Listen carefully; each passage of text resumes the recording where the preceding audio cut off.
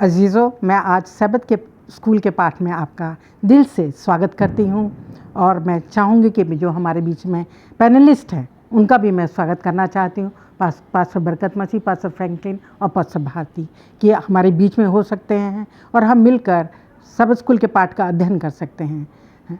अजीज़ों, मैं अपने परमेश्वर का भी धन्यवादी हूँ कि उसने हमें ये समय दिया कि हम सब मिलकर जो है आज इस सब्त स्कूल के पाठ का अध्ययन करें।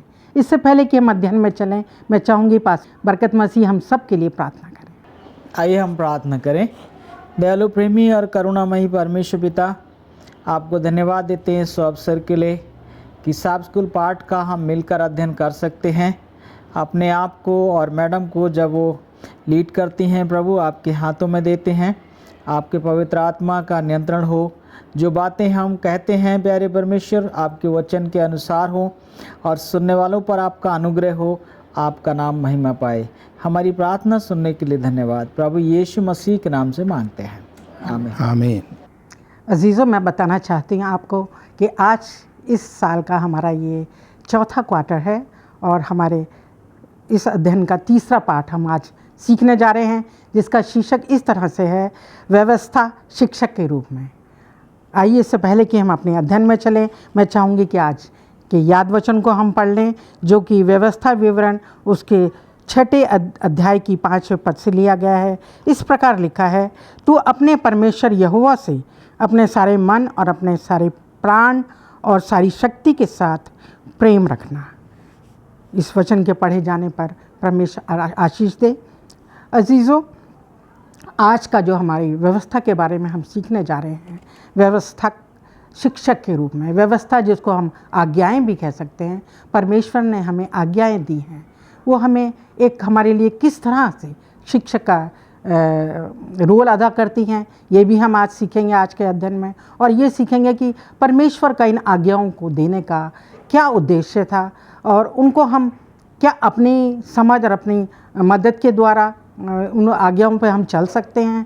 परमेश्वर ने बहुत सी बातें हमें अपनी आज्ञाओं के द्वारा सिखाई, हमें सीखना है उसको। और प्रभु यीशु मसीह का जो एग्ज़ाम्पल हमें बाइबल में मिलता है, जो पूर्ण आज्ञा के बारे में हमें बताता है कि किस तरीके से प्रभु यीशु मसीह ने इस दुनिया में रह के आज्ञा का पालन किया। और अजीज़ों, मैं आपको ये भी बताना चाहती हूँ कि अपनी सामर्थ्य के द्वारा हम परमेश्वर की आज्ञाओं का पालन नहीं कर सकते। प्रभु यीशु को अपना के साथ एक संबंध बनाकर ही हम उसके चरणों में आ सकते हैं और उनकी आज्ञाओं का पालन कर सकते हैं। उसकी दया और उसकी कृपा हमारे साथ हमेशा बनी रहती है और वो हमें सिखाता है और हमारी मदद करता है। आइए हम अपने अध्ययन में चलते हैं और मैं पास्टर भारती के पास चलती हूँ हमारे रविवार के अध्ययन में, जिसका शीर्षक है परमेश्वर को प्रेम करना और उसके भय मानना। पास्टर भारती से मैं जानना चाहूँगी कि परमेश्वर से भय मानने का क्या अर्थ है। ये बहुत ही अच्छा सवाल है हम तमाम मसीह लोगों को, हमारे दर्शकों के लिए, कि हम इस चीज़ को सीखें कि परमेश्वर का भय मानने का क्या मतलब है, क्योंकि बहुत से लोग इसको सही तरीके से नहीं समझते हैं। और जैसे आज के जो हमारा रविवार का पाठ है, उसका जो हेडिंग है यहाँ दिया है, परमेश्वर को प्रेम करना और उसका भय मानना, ये दोनों चीज़ें जो हैं वो साथ साथ चलती हैं। कि परमेश्वर जो है, जिसने इस दुनिया को बनाया है, वो महान परमेश्वर है, वो सृष्टि करता है और वो इंसान को प्यार करता है। और उसने इंसान को इसलिए बनाया कि इंसान भी वो परमेश्वर को प्यार करे, परमेश्वर की महिमा करे, परमेश्वर की प्रशंसा करे। और इंसान जो है वो साथ ही साथ जब परमेश्वर को वो प्यार करे तो परमेश्वर को जो है इंसान वो आदर और सम्मान भी दे। और आदर और सम्मान देने के साथ ही साथ हम जो है बहुत ही दया के साथ हम परमेश्वर के पास आएँ। और यहाँ परमेश्वर ने अपनी व्यवस्था के द्वारा परमेश्वर की जो सृष्टि है, जब उसने बनाई, इस सृष्टि के आरंभ से लेकर के और आज तक परमेश्वर अपने बच्चों को, अपने लोगों को वो जो है वो सिखाता आया है। उसने जो है भविष्यवक्ताओं के द्वारा, नबियों के द्वारा, दूतों के द्वारा और अपने पवित्र वचन के द्वारा उसने लोगों को हमेशा सिखाया है कि मुझे प्यार करो और मुझसे जो है मेरा जो है वो भय मानो।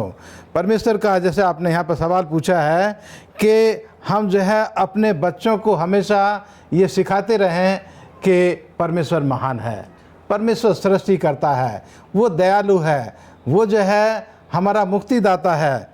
हम इस व्यवस्था को जो परमेश्वर ने जो है वो सीने पर्वत पर मूसा नबी को दी, उस व्यवस्था को हम अपने बच्चों को उठते बैठते चलते फिरते आते जाते उस व्यवस्था को सिखाते रहें कि हमारे बच्चे भी जो है वो परमेश्वर को प्यार करें और उसको जो है आदर और सम्मान की दृष्टि से देखें।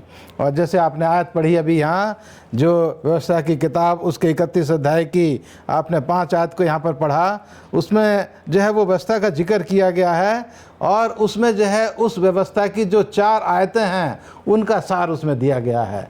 और उस सार का मतलब यही है कि हम अपने परमेश्वर को अपने सारे दिल से, सारे मन से और सारी शक्ति के साथ हम परमेश्वर को प्यार करें और उसको आदर और सम्मान की दृष्टि से देखें। और इस को सीखने के लिए अगर मैं एक उदाहरण आपको देना चाहता हूँ एक बच्चे का, कि एक बच्चा जो है वो अपने पिता को प्यार करता है और बच्चा जो है जब गलती करता है तो पिता जो है वो उसको सज़ा भी देता है।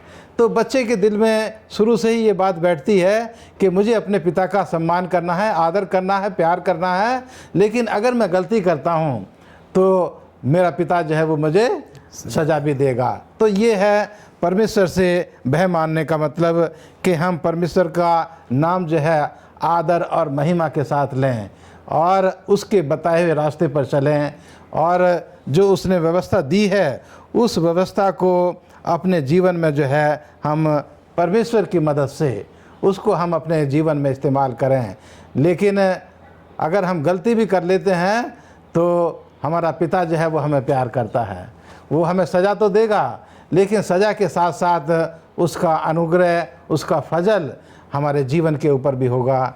तो इसलिए हम परमेश्वर के नाम को महिमा के साथ, आदर के साथ, सम्मान के साथ हम जब भी परमेश्वर के नाम को लें तो आदर के साथ परमेश्वर के नाम को जो है हम लें।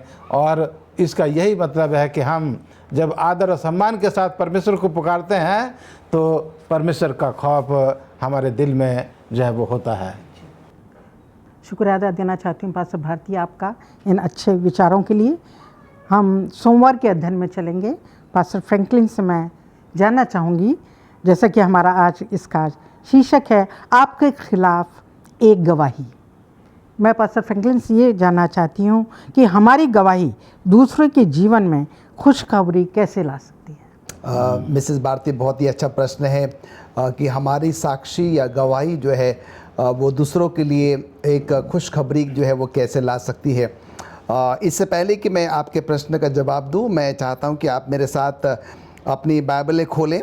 व्यवस्था विवरण उसका 31वां अध्याय और उसका 14 पद से लेकर हम 27वें पद तक देखेंगे। व्यवस्था विवरण उसका 31वां अध्याय और उसके 14वें पद से लेकर 27वें पद तक। और यहाँ पर हम देखते हैं कि परमेश्वर जो है वो मूसा से बात कर रहा है और परमेश्वर ये जानता है कि मूसा का मरने का समय आ गया है और इसलिए परमेश्वर क्या करता है कि मूसा को बुलाता है और मूसा से कहता है कि अब तेरे मरने के दिन जो है वो निकट आ गए हैं और मैं चाहता हूँ कि तू जो है यहोशू को लेकर मिलाप के तंबू में जो है वो आ जा और मैं तुझसे बात करना चाहता हूँ। और मूसा जो है परमेश्वर की आज्ञा को मानता है और यहोशू को लेकर जो है वो क्या करता है, मिलाप के तंबू में जो है वो इकट्ठा हो जाता है। और वहाँ पर होने के बाद हम देखते हैं कि परमेश्वर स्वयं जो है बादल का खंबा बनकर जो है वो दर्शन के रूप में क्या होता है कि उस मिलाप के तंबू के द्वार के पास आ जाते हैं और वो खंबा जो है वो द्वार पर ही रहता है। और उसके दौरान जो है परमेश्वर क्या करता है, मूसा से और यहोशू से जो है वो बात कर रहे हैं और वो मूसा को ये बताना चाहते हैं कि देख कुछ समय के बाद तेरी मृत्यु हो जाएगी और मैं तेरे इन बच्चों को जो कि इजरायली है इनको मैं बहुत अच्छे से जो है वो जानता हूँ और तू भी इनको बहुत अच्छे से जानता है और तेरे मरने के बाद जो परिस्थितियाँ होंगी वो अनुकूल नहीं होंगी, वो सब कुछ ठीक नहीं होगा। और मैं चाहता हूँ कि इससे पहले कि तू क्या करे, मतलब इस दुनिया से रुखसत हो तेरी मृत्यु हो जाए। और तू क्या कर कि ये जो तेरे लोग हैं जो इजरायली हैं, तू इनको बता, सिखा, समझा, क्योंकि ये जो है मुझे इस बात का डर भी है और मैं जानता हूँ कि ये लोग फिर क्या करेंगे, वापस अपने ही उन्हीं देवी देवताओं के पीछे चले जाएंगे, वही मूर्ति पूजा करेंगे, वही व्यभिचार का काम करेंगे, वो सारे जो गंदे काम है, बुराइयां हैं, वो बुरे काम है, उन सब में जो है वो चले जाएंगे। और अगर ऐसा होगा तो मेरा जो कोप है, मेरा जो क्रोध है, मेरा जो गुस्सा है, वो बहुत ज़्यादा भयंकर हो जाएगा। और फिर मैं क्या करूँगा कि अपना मुंह जो है मैं इनसे फेर लूँगा। और इसलिए क्या कर कि तू इससे पहले कि तेरी मृत्यु हो, तू क्या कर कि इनको एक गीत दे जो मैं तुझे बता रहा हूँ, और वो गीत तू क्या कर दे, इनको जो है वो सिखा, इनको समझा, इनको बता, और इनको तू कंठस्थ करवा, इनको तू याद करवा, जिससे कि ये जो गीत है वो इनके लिए एक साक्षी का कारण बनेगी। जब जब क्या होगा कि ये लोग बुरे रास्ते में वापस जाने की सोच विचार करेंगे, गलत काम करने के बारे में जो है वो आगे बढ़ेंगे, तो ये गीत उनको क्या करेगा कि ये बताएगा कि नहीं, हम जो है वो गलत जा रहे हैं। और हम यहाँ पर देखते हैं कि परमेश्वर ने जो है मूसा को वो गीत दिया, और मूसा ने फिर क्या किया, अपने लोगों को जो है ये गीत जो है वो सुनाया, उनको बताया कि देखो मुझे इस बात का डर है कि तुम जो है मेरे जाने के बाद तुम जो है उस बुरे रास्ते फिर से वापस नहीं चले जाना, जो तुम्हारे पुरखाएं जो है जो जिन्होंने जो गलतियां की थी, मैं नहीं चाहता कि तुम वो गलतियां करें। अब मैं आपके प्रश्न के जवाब में आता हूँ। आपने कहा कि हमारी जो साक्षी है, हमारी जो गवाही है, दूसरों के लिए कैसे खुशखबरी बन सकती है। अब बहुत ही लाजमी जो है वो प्रश्न है। और हम यहाँ पर देखते हैं कि जब मैं अपनी गवाही किसी के सामने पेश करता हूँ, इसका मतलब है कि प्रभु ने, परमेश्वर ने मेरे जीवन में कुछ अद्भुत किया है। और जब मैं उस गवाही को साझा करता हूँ, दूसरों को बताता हूँ, तो क्या होता है, जब वो उस गवाही को सुनते हैं, क्योंकि वो मुझे अच्छे से जानते कि मान लीजिए मैं एक बड़ी बीमारी से ग्रसित था और मैं जो है अच्छा हो गया, प्रभु ने मुझे अच्छा किया, और फिर जब वो हो सकता है कि उसी कुछ ऐसी बीमारियों से वो व्यक्ति ग्रसित हो, और जब वो मेरी गवाही को सुनता है तो उसमें क्या होता है कि एक आशा की किरण जो है वो जागृत होती है, उसको एक प्रेरणा मिलती है, उसको एक हिम्मत मिलती है, उसको एक दिलासा देता है कि हालांकि मैं इस परिस्थिति में हूँ, पर क्योंकि ये मेरा भाई जो है ये इस बीमारी में था, पर प्रभु ने इसको चंगा किया है, और प्रभु क्या करेगा, अगर मैं प्रभु के पास जाऊँगा तो प्रभु मुझे भी चंगा करेगा। तो ये उसके लिए एक बहुत बड़ी खुशखबरी हो जाती है, और ये खुशखबरी जो है उसके द्वारा और भी लोगों तक जो है वो पहुँच सकती है। और इसीलिए मैडम, आपके माध्यम से मैं तमाम दर्शकों को ये बताना चाहता हूँ, निवेदन भी करना चाहता हूँ, जब जब परमेश्वर हमारे जीवन में कुछ अच्छा करता है, आइए हम उसकी गवाही, उसकी साक्षी जो है ज़रूर दूसरे के साथ बांटें, जिससे कि परमेश्वर की महिमा और परमेश्वर की तारीफ हो। पास्टर फ्रैंकलिन, मैं आपकी शुक्रगुजार हूँ इस अच्छे विचारों के लिए जो आपने हमें बताए। आइए हम मंगलवार के अध्ययन में चलते हैं, और पास्टर बरकत मसीह के पास मैं चलती हूँ, जिसका आज का इसका विषय है, आप जो भी करें सफलता प्राप्त करेंगे। मैं पास्टर बरकत मसीह से जानना चाहती हूँ कि सच्ची सफलता का क्या रहस्य है। मैडम, बहुत बहुत धन्यवाद इस सवाल के लिए। दुनिया में दो प्रकार की सफलताएं हैं। जब आपने कहा सच्ची सफलता, तो एक झूठी सफलता है और एक सच्ची सफलता है। सच्ची सफलता का मतलब है परमेश्वर की इच्छा के अनुसार सफलता प्राप्त करना, इस संसार में सफल जीवन बिताते हुए स्वर्गीय संसार के लिए अपने आप को तैयार करना। यीशु मसीह से एक बार किसी ने पूछा, जब चेलों ने पूछा, तो उन्होंने, यीशु मसीह ने चेलों को बताया कि अगर मनुष्य सब कुछ प्राप्त कर ले और अपने प्राण की हानि उठाए तो ऐसी सफलता बेकार है। तो पहली बात जो मैं आपके साथ और सारे दर्शकों के साथ बांटना चाहता हूँ वो ये है कि सच्ची सफलता इस दुनिया और उस दुनिया दोनों से संबंध रखती है, और जो सफलता झूठी है वो केवल इसी दुनिया के लिए है, वो क्षणिक आनंद है, लेकिन उसमें अनंत जीवन शामिल नहीं है। और इस सफलता के बारे में यहोशू 1 अध्याय 5 से 8 पद में बहुत अच्छी तरह से लिखा गया है, और दाऊद भी भजन संहिता 1 में 1 से 3 पद में कहता है कि व्यवस्था की ये जो तेरा ध्यान जो है वो व्यवस्था के ऊपर लगा रहना चाहिए। और यहोशू से यही कहा कि यदि तू इस व्यवस्था के ऊपर अपना ध्यान लगाए, इसका पालन करे, इसके अनुसार चले, तो मैं तुझे आशीषित करूंगा। कौन कौन सी आशीष है? जहाँ तू पाँव रखेगा वो जगह तेरी हो जाएगी, तू सफलता प्राप्त करेगा, कोई तेरे विरोध में खड़ा नहीं हो सकेगा, मैं तेरे संग संग रहूँगा, मैं ना तुझे छोड़ूंगा ना मैं तुझे त्यागूंगा, और तू सफल होगा और अति प्रभावशाली होगा। तो यहाँ पर हम देखते हैं कि सच्ची सफलता जो है वो परमेश्वर की व्यवस्था के अनुसार, परमेश्वर की योजना के अनुसार, परमेश्वर के वचन के अनुसार चलना ही सच्ची सफलता है। इसमें हमें करना क्या है, हमको जो है व्यवस्था को जानना है, मानना है, पालन करना है और इसी को दूसरों को सिखाना भी है, क्योंकि हम केवल अकेले नहीं सफल होना चाहते, हम चाहते हैं हमारी आने वाली पीढ़ी भी सफल हो। तो इसके लिए ये कहा गया कि ये व्यवस्था की बातें तेरे चित्त से उतरने ना पाए। और मूसा के द्वारा परमेश्वर ने इस्राएलियों से कहा कि तुम रात दिन इसी में ध्यान करना, चलते फिरते उठते बैठते इनकी चर्चा करना, दरवाजे पर चौखटों पर इसको लिखना। परमेश्वर चाहता है कि ये व्यवस्था जो है हमारे अवचेतन मन में, सब कॉन्शियस माइंड में बैठ जाए कि इसके अनुसार चलना और जीवन बिताना जो है वो हमारी आदत बन जाए। तब जो है हम निश्चय जो है सफल हो सकेंगे। अगली बात इसमें कही गई है, इससे ना तो दाएं मुड़ना और ना बाएं मुड़ना। अर्थात ये है कि परमेश्वर के वचन का जब सामना होता है तो हम सवाल ना करें बल्कि समर्पण करें। जैसा परमेश्वर कह रहा है, कई बार हमको समझ में नहीं आता है कि परमेश्वर ऐसा क्यों कह रहा है, लेकिन अगर हम विश्वास करेंगे कि प्रभु जो कह रहा है वो हमारे भले के लिए कह रहा है, तो हम सच्ची सफलता प्राप्त करेंगे। और सच्ची सफलता यही है कि हम परमेश्वर की व्यवस्था का पालन करते हुए परमेश्वर को खुश करके सफल हों, और जब यीशु मसीह की आमद हो तो हम उसे मिलने के लिए तैयार पाए जाएं। शुक्रिया अदा देते हैं पास्टर बरकत मसीह आपके इस अच्छे विचारों के लिए। आइए हम बुधवार के विषय में चलते हैं, जिसका शीर्षक इस तरह से है, आज्ञा पालन एक संघर्षमय जीवन। मैं पास्टर भारती से जानना चाहूँगी, आज्ञा पालन करने वालों को कभी कभी दुख का सामना क्यों करना पड़ता है? ये हम मसीह लोगों के लिए बहुत अच्छा सवाल है, सीखने के लिए और दुनिया के लोगों के लिए भी।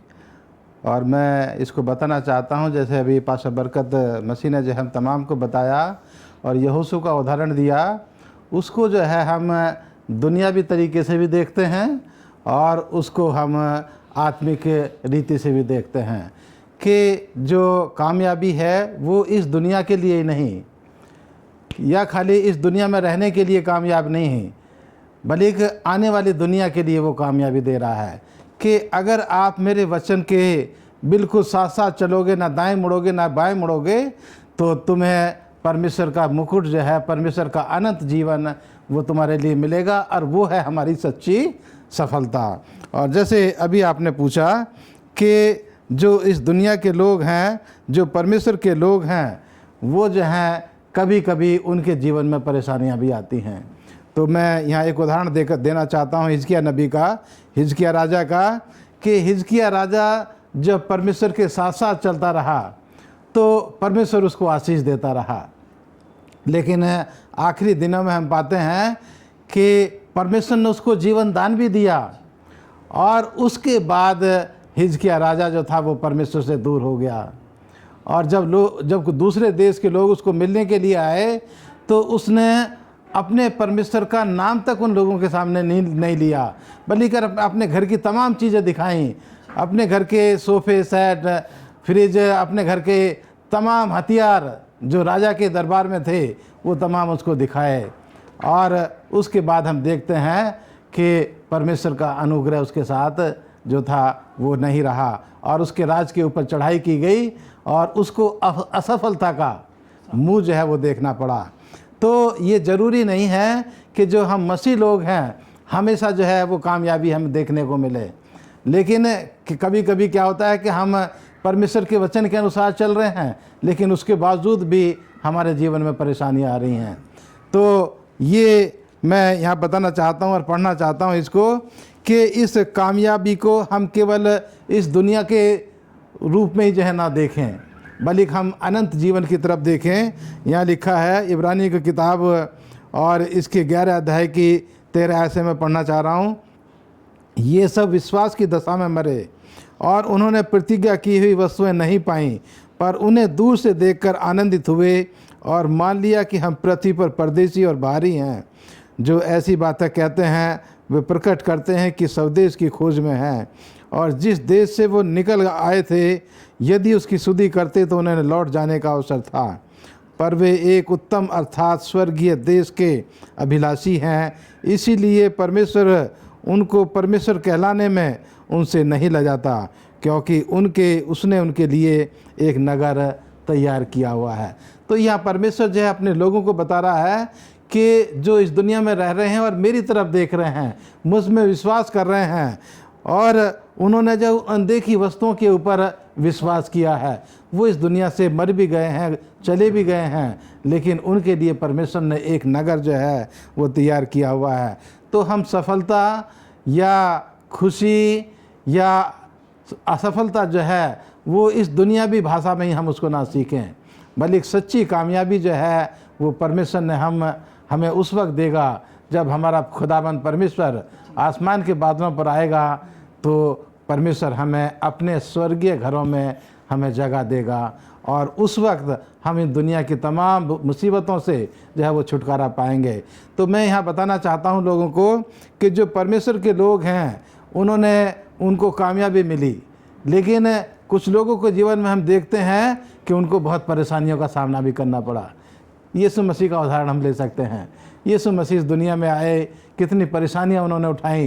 पौलुस रसूल ने जो परमेश्वर का सेवक था, उसने कितनी परेशानियां इस दुनिया में उठाई।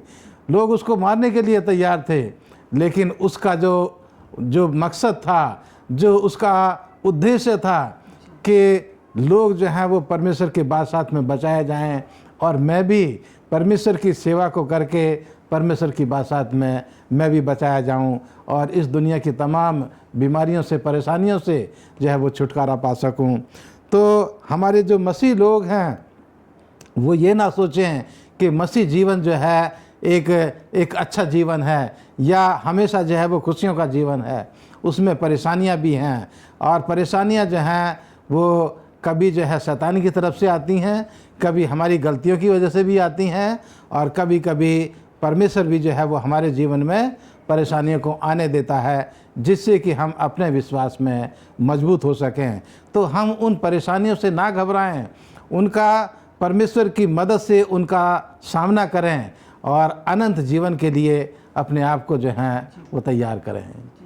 और ये सही है कि आज्ञा पालन से ज़रूरी नहीं कि हमें हमेशा खुशहाली मिले।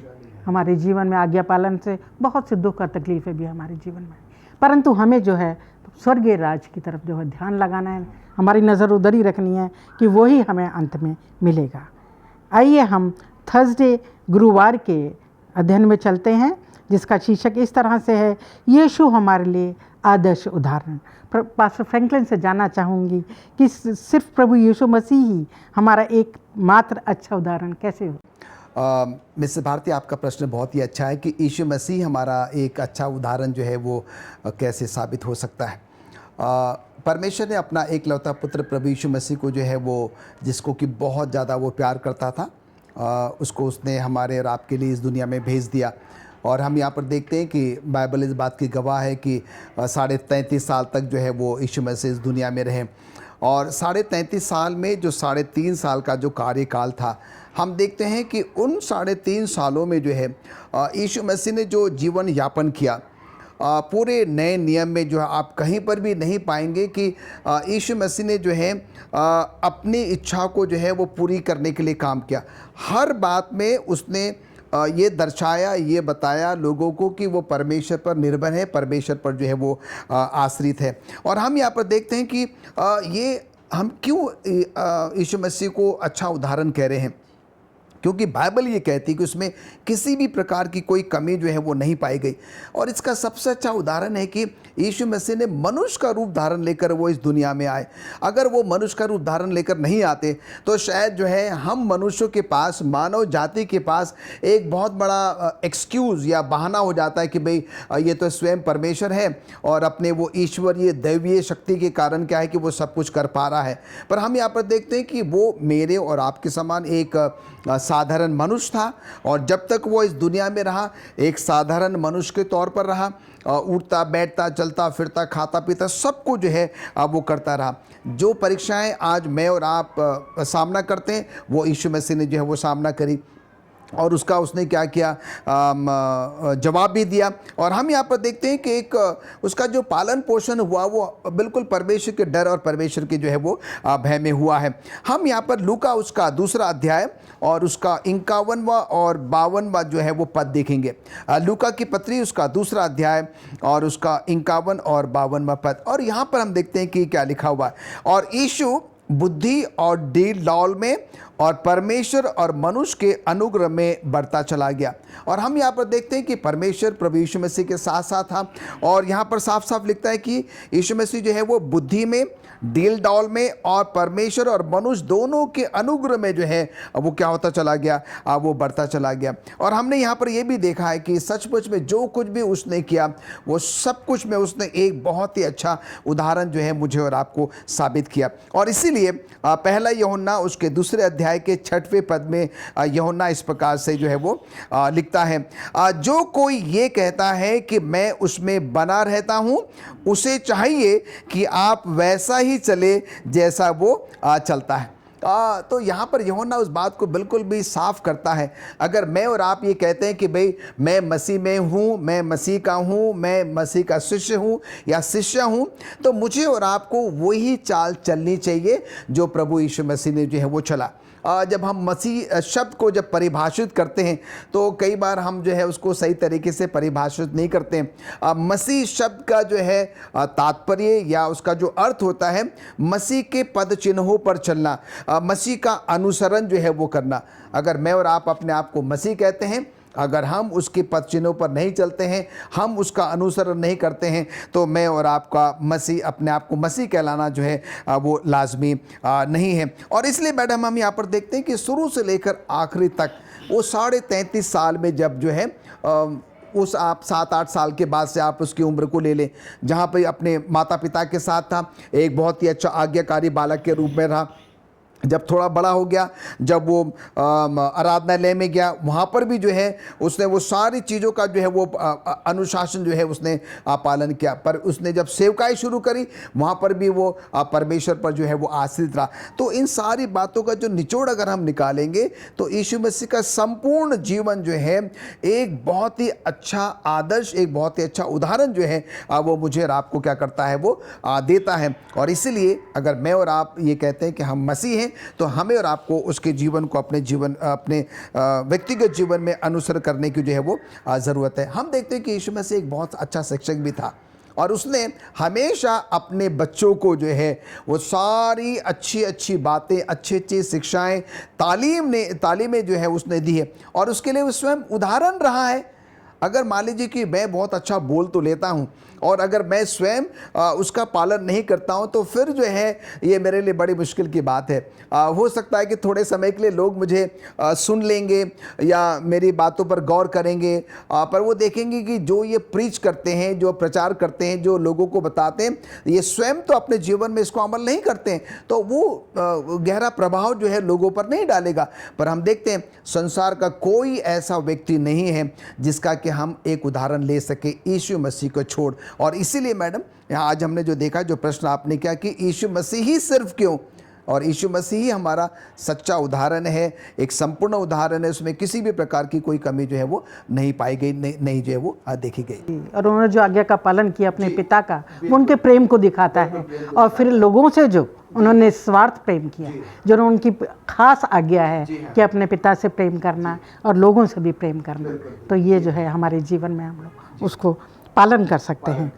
आइए हम शुक्रवार के अध्ययन में चलते हैं और पास्टर बरकत मसीह से मैं जानना चाहूँगी कि सच्ची शिक्षा का आधार क्या होना चाहिए। मैडम धन्यवाद इस सवाल के लिए। ये पूरे त्रैमास हम शिक्षा के बारे में ही सीख रहे हैं। तो जो पास्टर भारती ने बताया है, जो पास्टर फ्रैंकलिन ने बताया है, जो बातें आप बोल रहे हैं, जो मैं बोल रहा हूँ, जो हमने अब तक सीखा और आगे सीखेंगे, सबका केंद्र बिंदु शिक्षा ही है। और शिक्षा के विषय में बाइबल हमको जो है बताती, क्योंकि परमेश्वर से बड़ा कोई शिक्षक नहीं है। यीशु मसीह ऐसे बताया कि यीशु मसीह एक सिद्ध शिक्षक है। अब शिक्षक के पास एक पुस्तक होनी चाहिए या एक शिक्षा होनी चाहिए। तो जो सच्ची शिक्षा का जो आधार है वो है परमेश्वर से प्रेम और मानव से प्रेम। लूका 10 अध्याय 27 पद में लिखा है, प्रभु यीशु मसीह ने कहा, तू अपने प्रभु अपने परमेश्वर से अपने सारे मन से और अपने सारे प्राण से और अपनी सारी शक्ति से और अपनी सारी बुद्धि से प्रेम रखना और अपने पड़ोसी से अपने समान प्रेम रखना। 10 आज्ञाएं हैं, इनको 2 हिस्सों में बांटा गया। पहली 4 आज्ञाएं परमेश्वर से प्रेम करना, और दूसरी 6 आज्ञाएं जो हैं वो ये बताती हैं कि हमको मनुष्य से प्रेम करना। आज दुनिया में सबसे बड़ी कमी अगर है तो वो प्रेम की है, और हमको समझना होगा कि शिक्षा का आधार ही प्रेम है। दुनिया में ऐसी बहुत सी शिक्षाएं हैं जो कहते हैं ना गला काट कंपटीशन, किसी और को गिराकर आगे बढ़ने की जो बात करती है वो सच्ची शिक्षा नहीं हो सकती। सच्ची शिक्षा ये है कि हम सब आगे बढ़े। जिस तरह से पिता चाहता है उसके सारे बच्चे तरक्की करें, उसी तरह से परमेश्वर चाहता है कि उसके तमाम संतानें उसके कार्य में आगे बढ़ें। मगर इसका आधार क्या रहेगा? परमेश्वर से प्रेम और मनुष्य से प्रेम। परमेश्वर से प्रेम का मतलब है परमेश्वर की इच्छा के अनुसार जीवन बिताना, परमेश्वर की आज्ञाओं का पालन करना, परमेश्वर के बताए हुए कार्यों को करना, जिससे कि परमेश्वर का मन भी दुखी ना हो और किसी मनुष्य को भी किसी प्रकार से आघात ना पहुंचे। इसमें एक बड़ी समस्या ये है कि वो है स्वार्थ। जब स्वार्थ अंदर आता है हमारे तो प्रेम चला जाता है। प्रेम को खत्म करने के लिए स्वार्थ ही काफ़ी है। अब स्वार्थ जो है आप देखेंगे यीशु मसीह के जीवन में कोई स्वार्थ नहीं।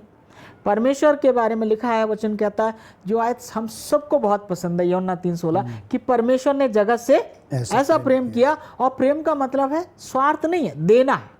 तो स्वार्थ समस्या है, प्रेम समाधान है। अब इसका हल क्या हो सकता है? पहली बात तो हमको ये सोचना पड़ेगा कि बिना परमेश्वर की मदद के हम ना तो परमेश्वर से प्रेम कर सकते ना मनुष्य से प्रेम कर सकते। तो हम प्रार्थना करें कि हे परमेश्वर मेरी मदद कर कि मैं तुझसे प्रेम कर सकूं और तेरे लोगों से भी प्रेम कर सकूं। दूसरी बात यह है कि हम हर एक इंसान को परमेश्वर की नज़र से देखें। परमेश्वर की नज़र से हम देखेंगे तो हमारा भाई और बहन है, क्योंकि हम सब परमेश्वर की संतान हैं। और जब हम उसको परमेश्वर की नज़र से देखेंगे तो हम परमेश्वर से कहें कि परमेश्वर तेरा प्रेम मेरे द्वारा इस तक तू क्या करने दे, बहने दे। हम प्रेम का एक चैनल बने, प्रेम का एक माध्यम बने, और इससे क्या होगा कि हमारा जीवन भी सफल होगा और हम बहुतों के लिए आशीष का कारण बन सकते हैं। और एक चीज़ जो है हमको याद रखना, अगर कोई भी शिक्षा आती है और वो शिक्षा परमेश्वर के प्रति प्रेम और मनुष्य के प्रति प्रेम को बढ़ावा नहीं देती है, तो ऐसी शिक्षा से हमें क्या रखना है? अपने आप को सावधान रखना चाहिए। अपने बच्चों को बचाना चाहिए ऐसी शिक्षा से, क्योंकि ऐसी शिक्षा हमको स्वर्गीय राज्य से क्या कर सकती है? वंचित कर सकती है। तो आपके सवाल का यही आंसर है कि परमेश्वर से प्रेम और मनुष्य से प्रेम ये सच्ची शिक्षा का आधार है। और हम परमेश्वर से प्रार्थना करते रहें कि हमारे हृदय में उसका प्रेम बना रहे और ये प्रेम बहता रहे, ताकि हम इसी शिक्षा को जाने, माने, पालन करें और जब मसीह यीशु आए तो उसे मिलने के लिए तैयार पाया जाए।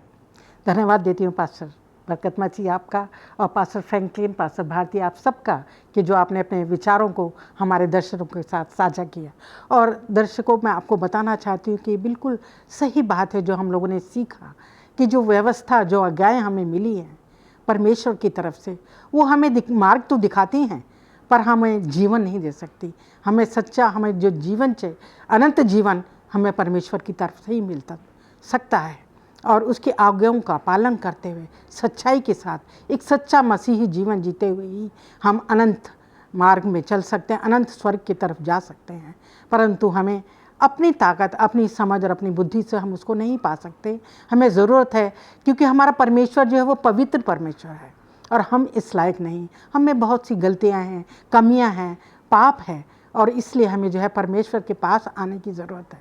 और उसका जो अनुग्रह है उसकी जो दया है, उसकी जो कृपा है, वो हमें संभालती है और हमें अपने स्वर्गीय राज्य के लिए तैयार करती है। अगर हम उसके अपना एक संबंध बनाए रखते हैं परमेश्वर से, दुआ के ज़रिए, परमेश्वर के वचन के ज़रिए, तो वो हर समय तैयार है हमारी मदद करने के लिए, ताकि हम जो है उसकी आज्ञाओं पर चल सकें और उसको पूरे मन से प्रेम कर सकें, और जो हमारे आस पड़ोस के हमारे जो लोग संपर्क में आ सकते हैं, आते हैं, उनके साथ भी हम उसी रीति से प्रेम करने वाले हो सकें। मैं इस अध्ययन को आज के यहीं पर समाप्त करना चाहूँगी और चाहूँगी कि हमारे पास्टर फ्रैंकलिन हम सब के लिए, हमारे दर्शकों के लिए, हमारे सबके लिए प्रार्थना। आइए प्रार्थना करें। धन्यवाद देते हैं स्वर्गीय पिता परमेश्वर आज के सुंदर शब्द के लिए कि आपने हम सबों को ये मौका दिया है कि आज के इस पवित्र शब्द में हम आपके सब स्कूल पाठ का प्रभु अध्ययन कर पाए। जो कुछ भी आज हमने सुना है, हमारी मदद करे कि हम उसको अपने व्यक्तिगत जीवन में, अपने पारिवारिक जीवन में, अपने कलीसिया जीवन में उतार सकें। पिता परमेश्वर, हम धन्यवाद देते हैं हमारे एक अच्छे नमूने, अच्छे उदाहरण के लिए, जो कि प्रभु यीशु मसीह स्वयं है। और हमारी आप मदद करें कि हम अपने जीवन में सिर्फ और सिर्फ प्रभु यीशु मसीह को अपना अच्छा उदाहरण मानने वाले बन सकें। जितने भी हमारे अजीज़ अपने अपने घरों में बैठकर आज के सब स्कूल पाठ को सुना है, उन सब को प्रभु आपके हाथ में समर्पित करते हैं। उन पर सब पर आपकी आशीष और बरकत बनी रहे। हम सबके पाप और गुनाहों को प्रभु आप माफ़ करें। प्रभु यीशु मसीह के नाम से मांगते हैं, आमीन।